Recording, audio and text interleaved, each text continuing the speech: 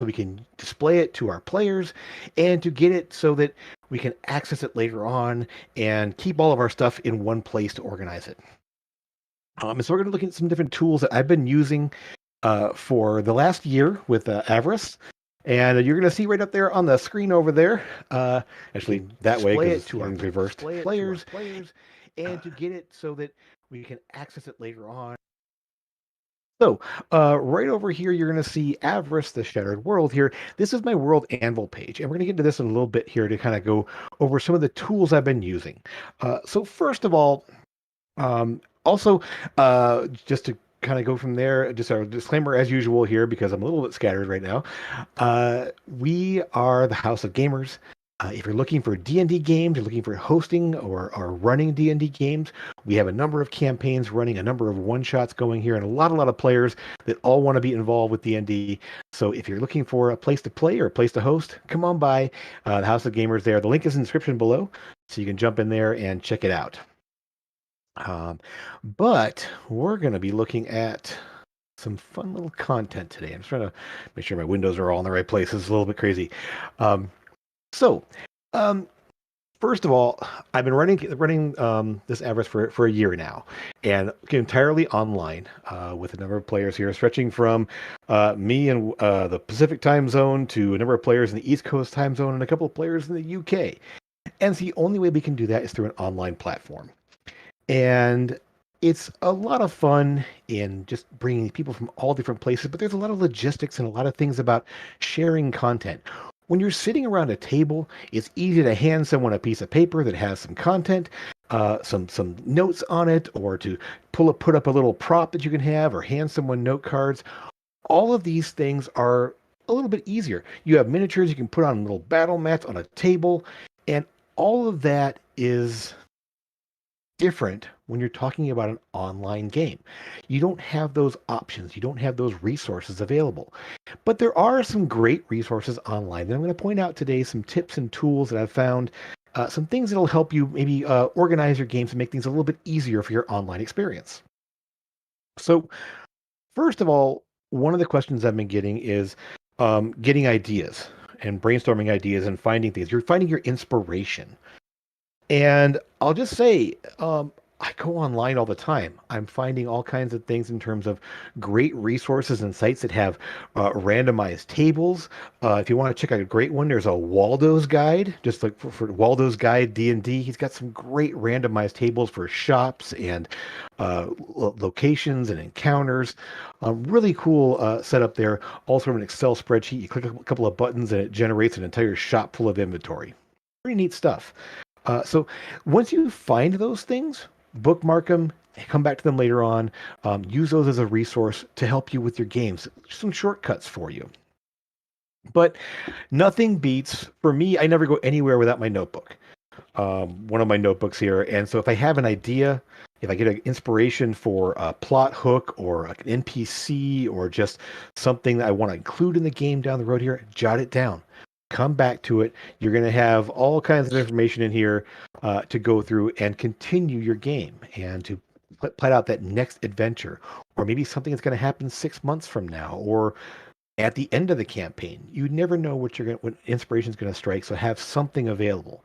If you don't have a notebook, got your phone, jot it in your notes, write an email to yourself. I do that too.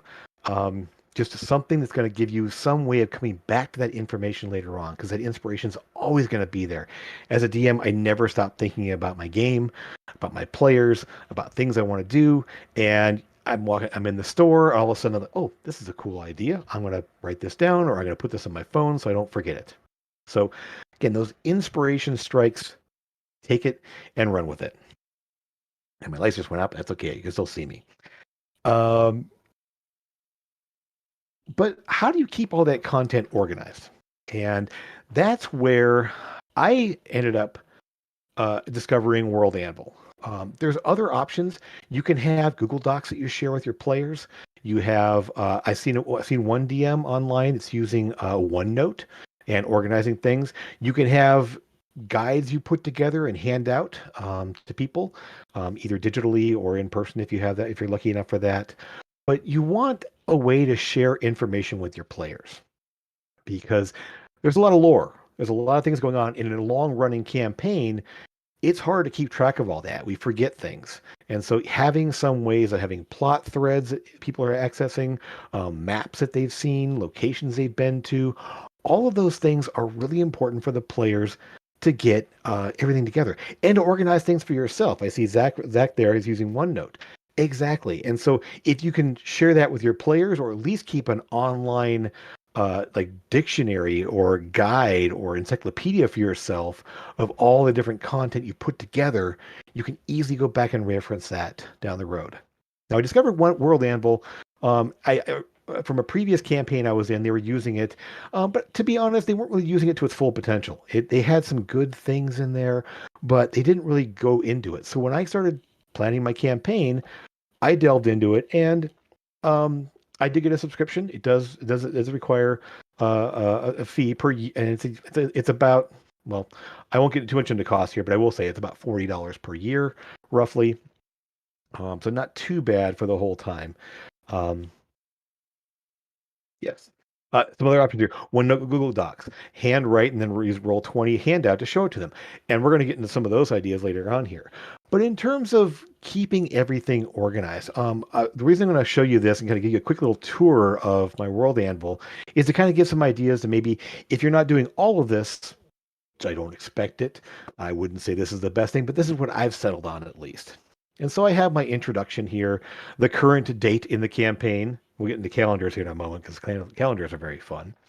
But a little introduction about the world. You're going to see just my codex of what's going on in the campaign. You have the campaign notes, a world atlas, world encyclopedia, and just some various things that they can get in here. Player character info for where I keep my house rules and everything else. This is where you can see, and I'm not sure. Yeah, there we go. Uh, so this is where I keep my house rules for the game that I'm running here. I have timelines that tell me what's going. The players can go back and see what's happened in each session. And when you look in the timelines, you'll see essentially you've got everything from session one all the way down to keep going, keep going, keep going, scrolling way down to session 40 something, I think, from last week. And I try to update these throughout the week so I don't forget them. But this way, if the players say, what happened recently or what did we miss? These are just quick synopses of just, and you'll see some of them are more detailed than others based on what happened in the game or how much information is there. And so this way you can go through and see everything that's happened in the game so far. Um, so to come back here, we're going to jump back to the top and go back to the home page. Now, besides just the timeline, you have ways of putting in maps, and you can tag those maps with all kinds of things here. And so there's some great tools in there. I haven't delved into them a lot because my maps are sort of been mostly on Roll20, but these are reference things that players can go back to and see where things are happening and what part of the world they're in. So maps are a fun little thing to have in there. Recent articles, the most recent things I put in, I always publish in the most recent articles. So these have characters or locations they've been to. Um, but then into the codex, you have the campaign. And here we have the protagonist, who are my party members. Here they are, even the ones that aren't active any longer for whatever reason. We have the supporting cast. And I have this set up by location. So Ravenscrest being kind of the hometown where the campaign is based. And I have in here pretty much the people they've met in that location in the order they've met them. So as they meet them, I just add more to the list as we go along here. Other city, the big city they went to, all the people they've met there. And then just sort of like other places, other realms. Besides the cast, we have important locations. So this is just simple things about the places they've been to, the shops they've visited, and these ones sometimes have links back to specific NPCs. So if I go into Nimbus here, you'll see I have a link here, and I can put in inventory for the shops. And these I can change whenever I want, or just have sort of standardized inventory or things they have there. And I do need to update this at some point here, because there are some things I need to change on this page. So, um, so locations, coming back out to our campaign here. Seeds of Adventure. this is where I keep all of the plots they've dealt with. I just have a little synopsis of what they've learned so far and the bits and pieces that they've discovered, and just put in little bits and pieces as they go along here. So in this case, one plot thread. In this, we have some older. And I put in the resolve plot threads. Once they're done, they resolve them and they go to the bottom. I just moved to the bottom here. And so pretty much I keep everything up at the top is stuff they've discovered currently, or there's an ongoing thing that they're trying to figure out here, that they're determining and learning about, things they've run into, and just the big old plot threads. And this just sort of builds over time. You just add to it as they discover more. From there, I do have like World Atlas where I have things about geographical areas and settlements, where you're like encyclopedia information. I have things for the monsters they've run into, the different creatures and stuff they've dealt with over the time.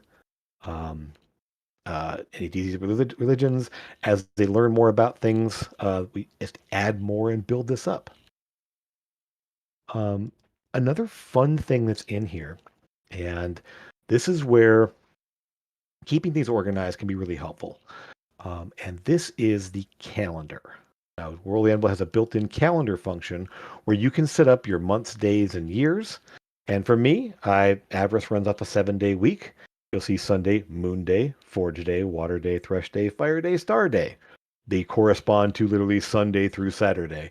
But that way you can put on events and update this calendar.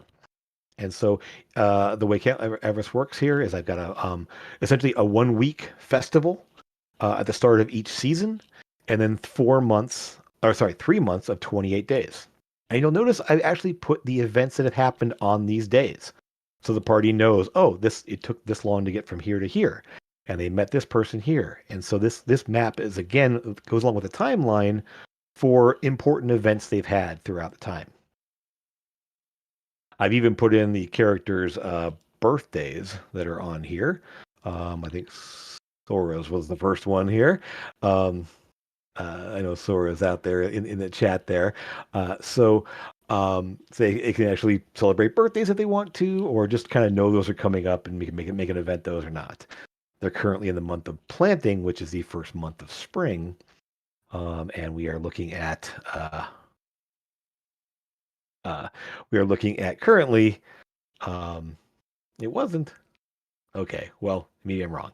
But anyway, so they are currently, this just happened last game. This is where they're at here. Now, the fun thing is I have in conjunction with this in my notes, what corresponds to what the bad guys are up to. So I literally have, hey, these villains are moving from here to here. They left on this date. It's going to take them this long to get here. So I know where the villains are in comparison where the heroes are, or what major events are coming up, or if there's some sort of like cataclysmic event that may happen in the future. The party doesn't know about it yet, but I can track it and see where the party is in relation to that in my time here. So keeping this calendar is really, really helpful for timing of events and knowing where things are going. And so the party knows that, hey, there's these things that happened and these important events that have gone in place from their perspective, but then I have an idea of what's happening that they don't know about yet. So it helps me keeping track of like, hey, they're moving from here to here. It's going to take them 5 days. What are the bad guys up to in the process? Well, they're leaving and going here. And so it's how do they run into them? It's a great way to keep things intact here. And so the calendar feature is super fun. It's built into World Anvil for the players there, and you can kind of mirror that on your own, in your own notes and such. You can create a secondary calendar and have 2 calendars, just not publish that to them. You have the ability to go into World Anvil and do all of your articles and see everything that's here. So all your recently updated here. So these are your categories that happen on the front end, and you can just go in here and update things. So I can go into a place and add a person. So if I need to add a new character, I just go in, hit article, and put in my information. Hit create. Then I can make it public or not, depending if I'm still in the process of working on it. So kind of a helpful way to go about this. You can create articles and put them in a draft state, so you don't they aren't seen by anybody yet, but while you're still working on them. And in your advanced roles, here's where that calendar lives. And so you can set up your calendar, and I'm going to go into the actual edit thing here. And so you can see you can set your months, your days, and everything else, and then go in to actually edit the actual months and events on the calendar and drop things on here. Once you're done, you save the changes, and it updates on the calendar they see. So again, helpful feature in here. Everything on the front end, you can also update on the back end. You can store all your images in here. So you have any images that they've run into, um, past versions of maps and such. Um, any content you want to bring up in terms of people and places, you can store it all here and then display it on as part of the articles. I'll show you one of the articles that I have a picture with. If you go back out to viewing the world and go into my article on, let's see here, flora and fauna, sapient species, and we have in here like the dragonkin. And so I have these images I pulled up from online someplace, and just dropped them in here as part of these images here. So you can update this as they find out more information, or as you have presented more to them, or they can just go through and read this on their own time. So um, again, this isn't the only way to do things. It just helps because you can set up your categories and have a little bit more easier way for I've found to keep it all organized into one place and have your categories and have your articles and have your draft and what they see and what they don't see. It's very useful. But again, whatever tool you're using, I'm sure if it works for you, obviously this is just one thing I've found that works for me. But if you're looking for something for a way to present this to people, this is a great way to go as you're building out your world and kind of making things happen. Now, obviously, in a situation where you're running a campaign module or a campaign setting that's set here, you may not need this.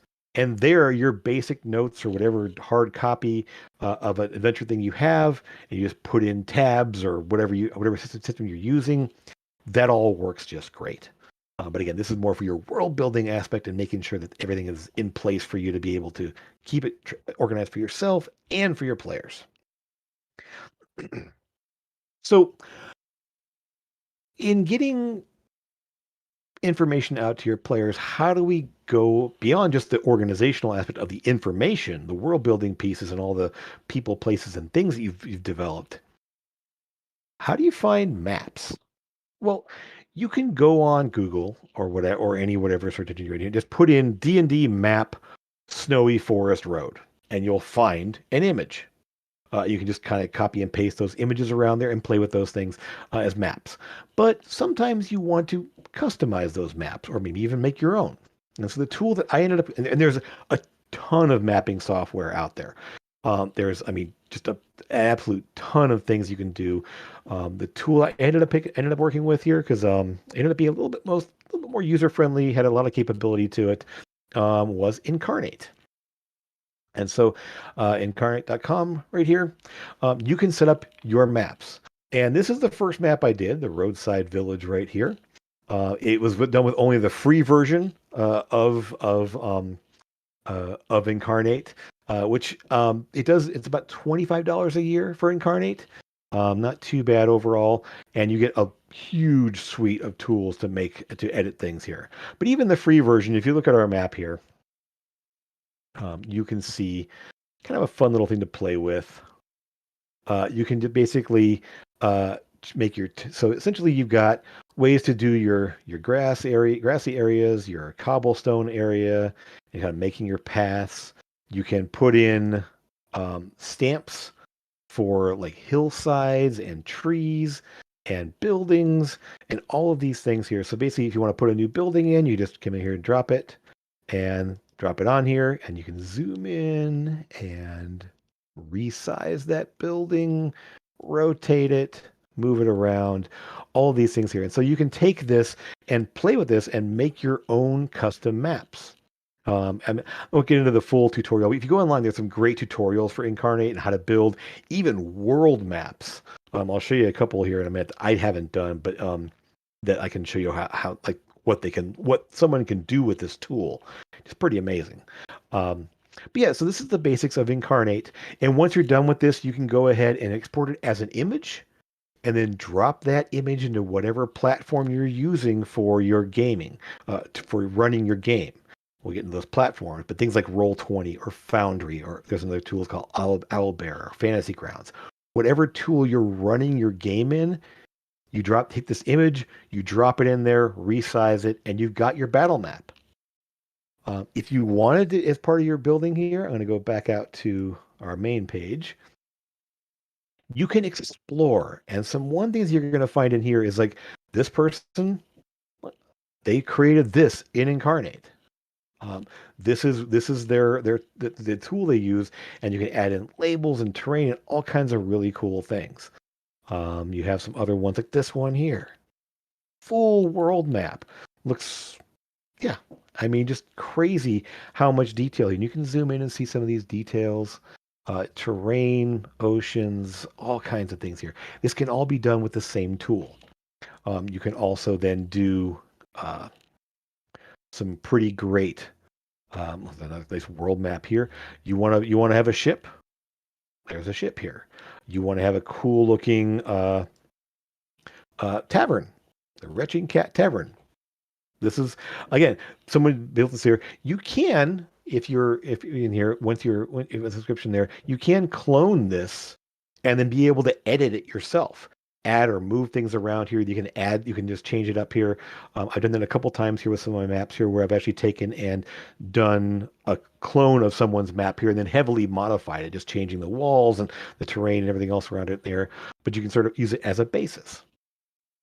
So again, Incarnate, a great mapping tool software you can use to go in to see a lot of different things here. Um, and then once you have your map, you're going to need to have like characters on that map. And so making tokens. And so for tokens, I use Token Stamp. Now, Token Stamp here, this basically is what it looks like when you first come in here. You've got a little token bin right here.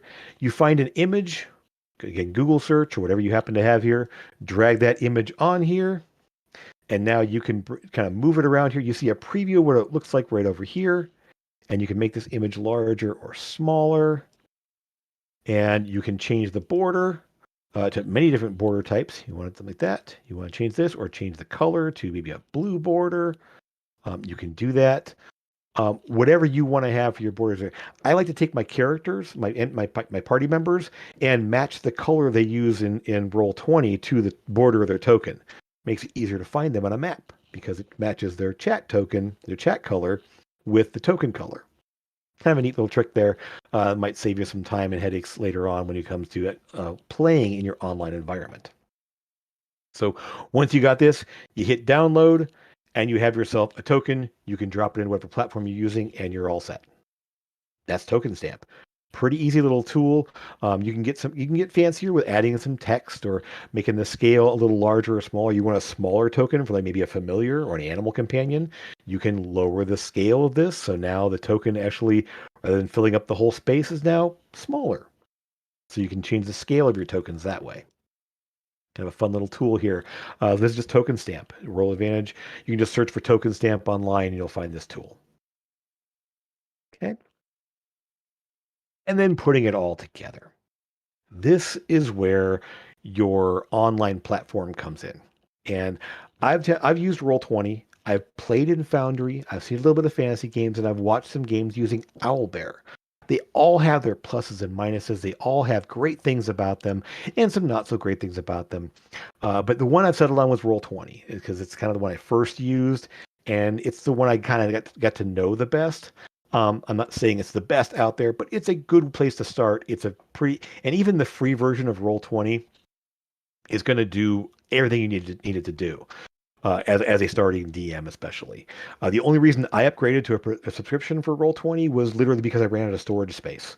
I had too many images, too many maps, too many music files that I was storing in Roll20. So I literally couldn't keep up with it anymore. So yeah, that's story ended up with Roll20 here. And just to see this really fast for those of you who are brand new to this, When you're in Roll20 as a DM, you're going to have things like being able to add pages, and you set what page this what a player is on. You can take this page, drag on the image of a map. It's going to take a minute to upload. You can then resize this map to look however you want. And now you can take, if you have your players out here, here's a player one up on the map. Take your map, move it to the map layer, and now you have grid lines. Now your character can move around the grid lines here. You want a bad guy? Well, we can just take and adding in a character. We have a bandit here, and I just want to go, oh, I want a bandit.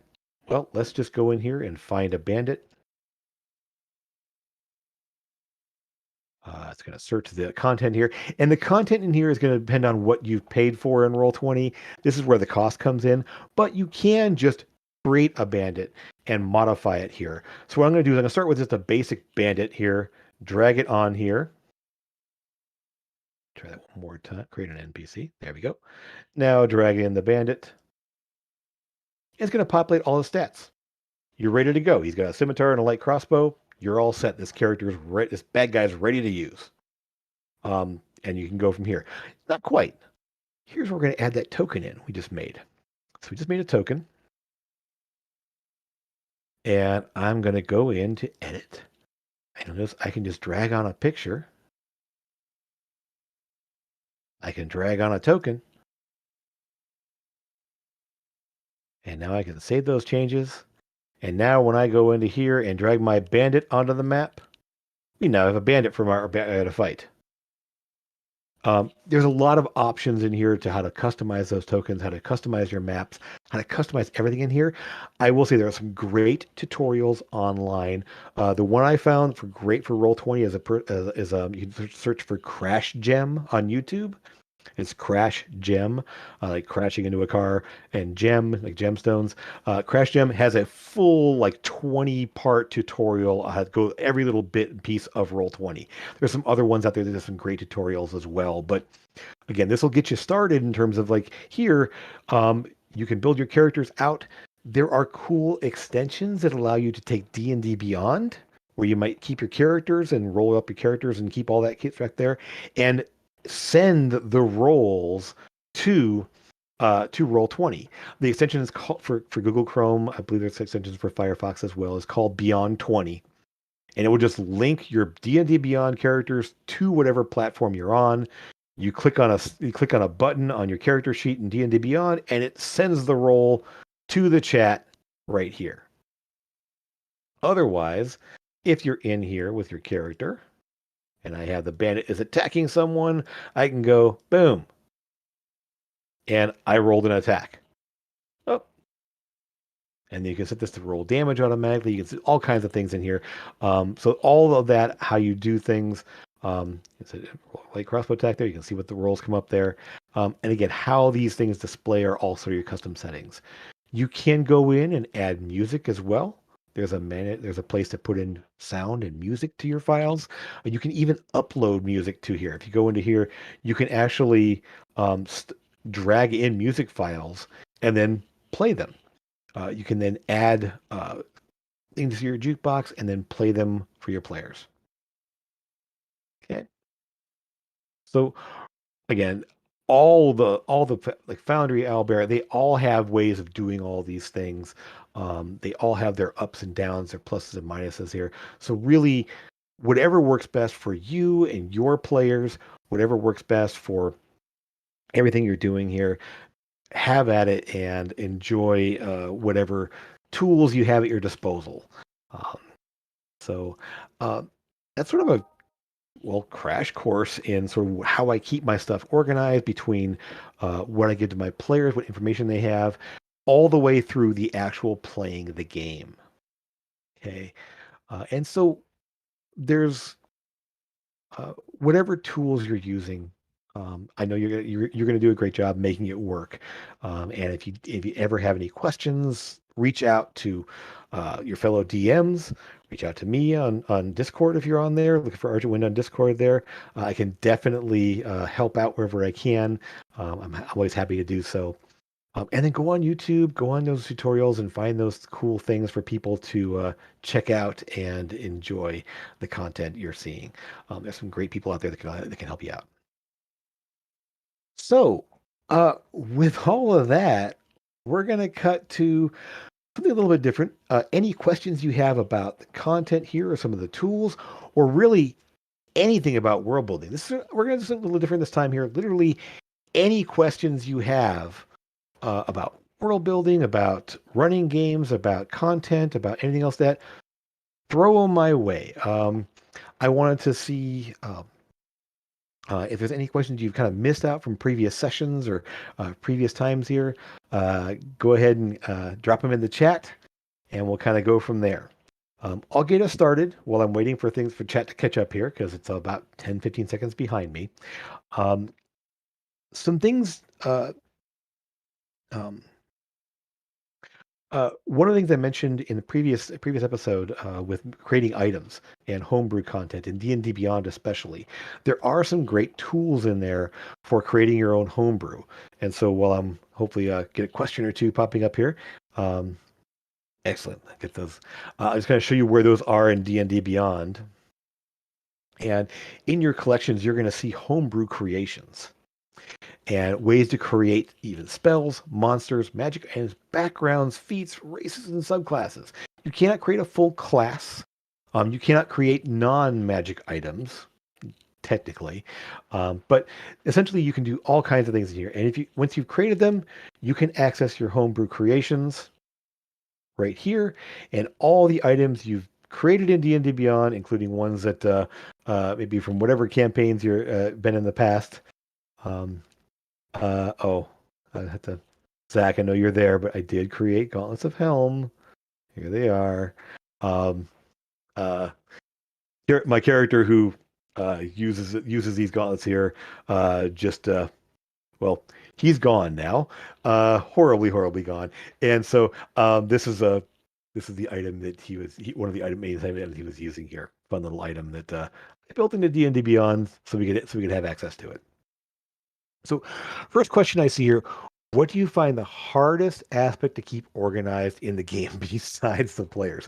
Good qualifier there. What I find is hardest to keep track of is those long running plots. What I have and haven't told a player. I just ran into this last week where literally um, I had realized I hadn't put things in about one of the bad guys they've run into. Literally, there was one they'd heard that there was this person's name mentioned a number of times, but nowhere in here had I actually put anything about that villain, that bad guy they'd heard the name of, but it wasn't in here. And so keeping track of what I've told the players and what I haven't, it's one of the reasons why I literally do the timelines is not only for them, but for me. So I know what happened. And so I can go, oh, it can jog my memory that, oh, they ran into this guy. I need to put that in in a new supporting cast member. They went to this location. I need to put that location in there. So I use that timeline to help jog my memory to update the information there. So in order to keep that keep organized there, that's really what it is. What have I told the players? What have I not told the players? What have I presented here? What is out there? And so help whatever way you can of reviewing what happened and sort of when as soon as you can after the session's over with there, keep track of the things they've done and the things they haven't done yet. It's really important to kind of that way your plot, your timeline moves along so you know where they are in the story of what's happening. Um, oh, good question. How do you lay out where a trap is and what kind of traps do I like to use? I don't do a lot with traps, mostly because you run into the pitfall. Well, you run into the trap for the DM of how do you make that trap not to the point where the player had to constantly look? You don't want a player having to like, I walk into a room, I look for traps. I look at the door, I look for traps. I turn the corner, walk down this hallway, look for traps. It really slows down the gameplay. And so what I like to do in terms of the layout where a trap is, I like to put things in there where there's some obvious signs or things that this might be a trap. And those players with the highest passive perception might notice something is off. And now the investigation piece comes in is how do we bypass this trap? I like traps that have a little bit of intricate like ways like magical traps where you might be able to figure out how to bypass it or get by it if you figure out what's going on here or interpret the runes or figuring out that by tracing this line here or putting this thing in place, it bypasses the trap. So a lot of magical traps that involve moving parts. I love that kind of thing. I love, I mean, whenever someone's going there for needle needle traps on chests, everyone expects that. So anything where the chest itself is trapped, not a mimic. I mean, like they open the lid, any pressure they put on it like pushes the chest down and clicks something into place, or like they open the lock, no problem, but the trap is when they open the lid. That's when the trap goes off, and so they think they're safe, and then they're not. So that's the kind. So either those complex like moving parts, Rube Goldberg kind of traps are kind of fun, or those ones where it's not what they expect, or hey, there's a trap here. Okay, you bypass it. Okay, and then something goes off because they didn't do that extra piece there, or they missed that extra step there. I mean, you don't want to always play gotcha with your players, but at the same time, traps can be a lot of fun if there's cool ways they bypass them. There's things, like puzzles to figure out.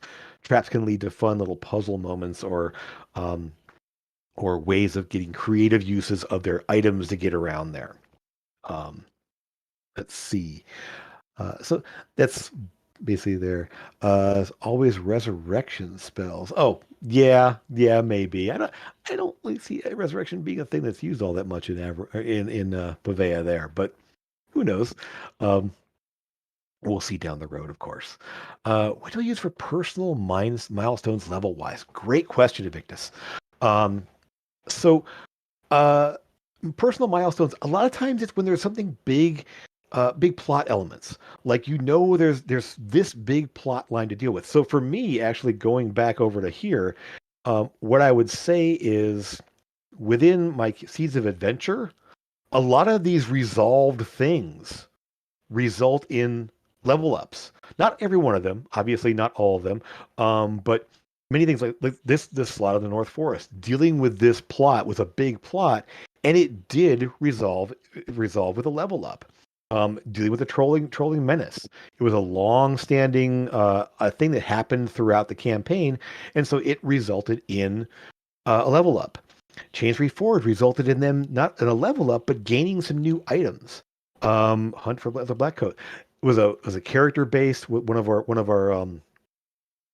party members.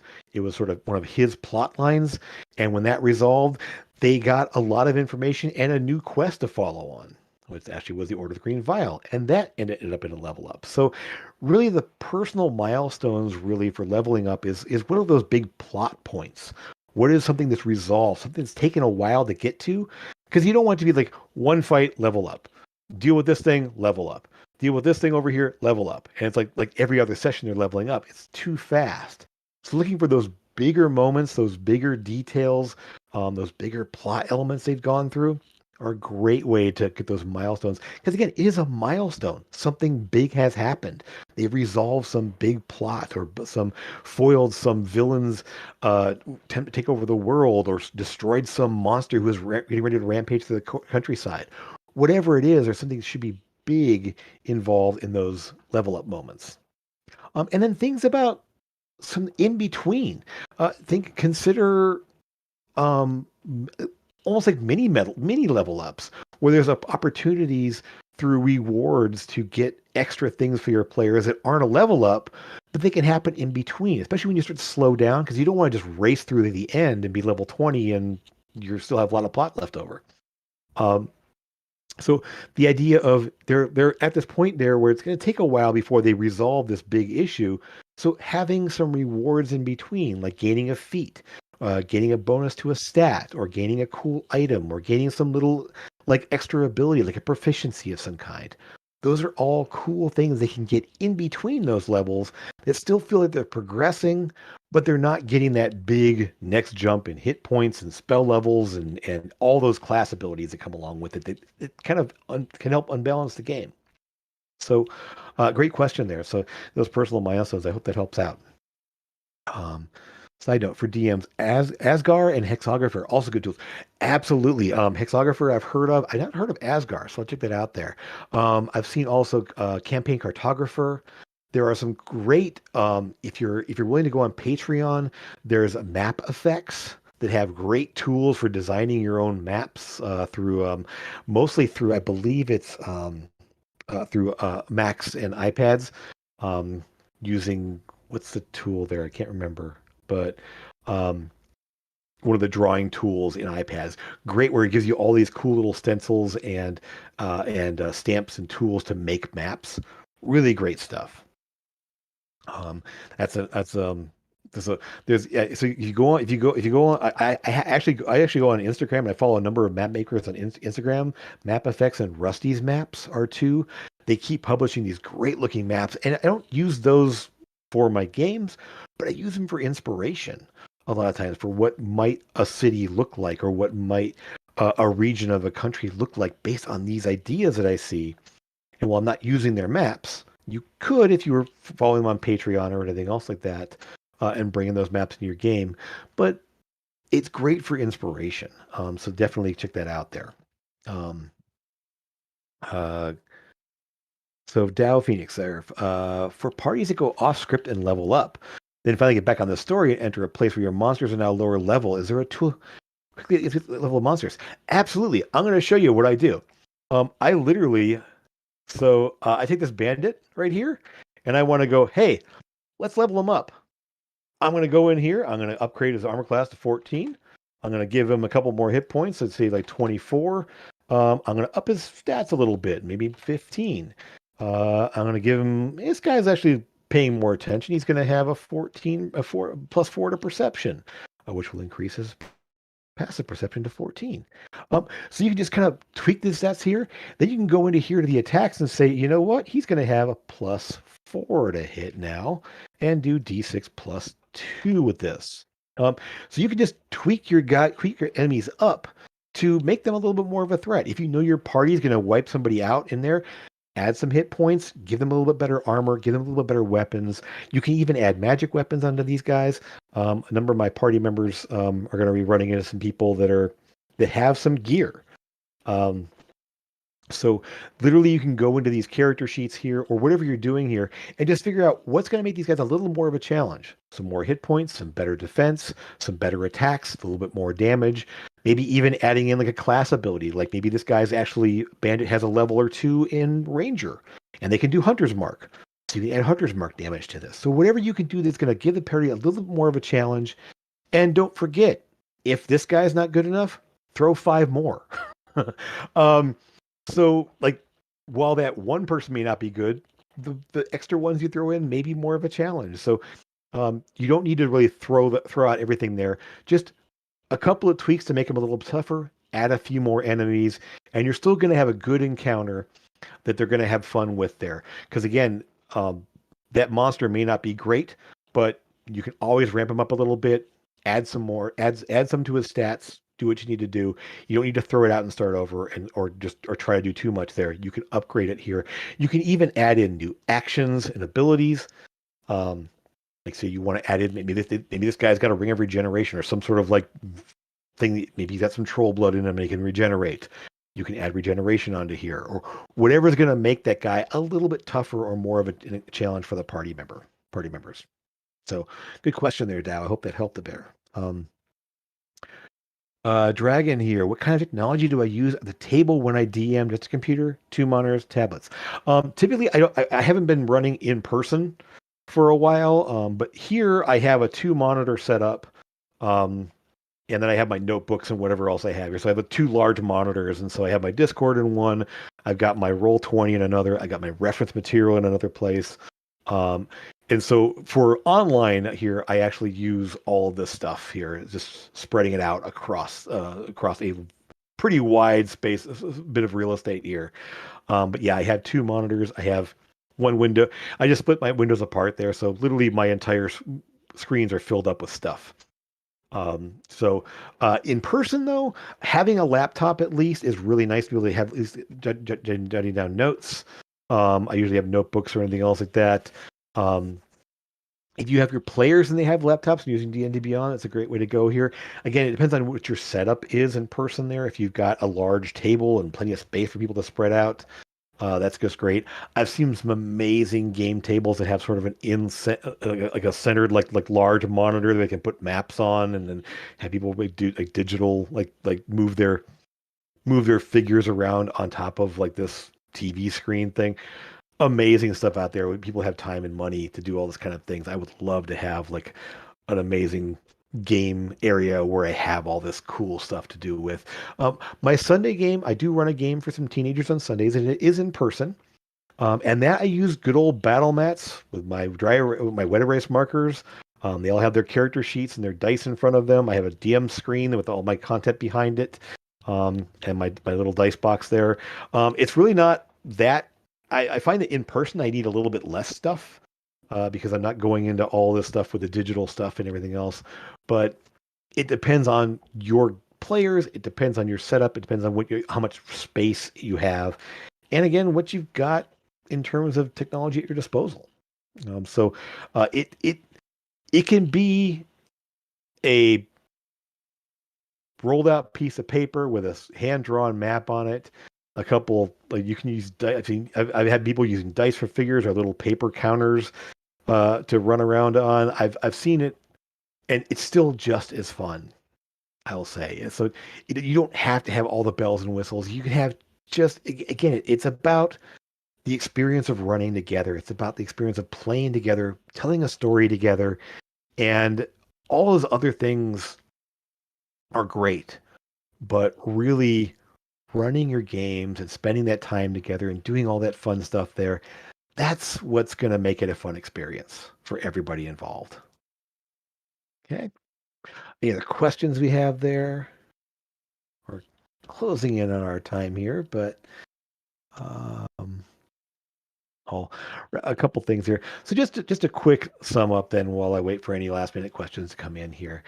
Just remember when it comes to organizing your content there's no one way to do this. There's no one way to do things.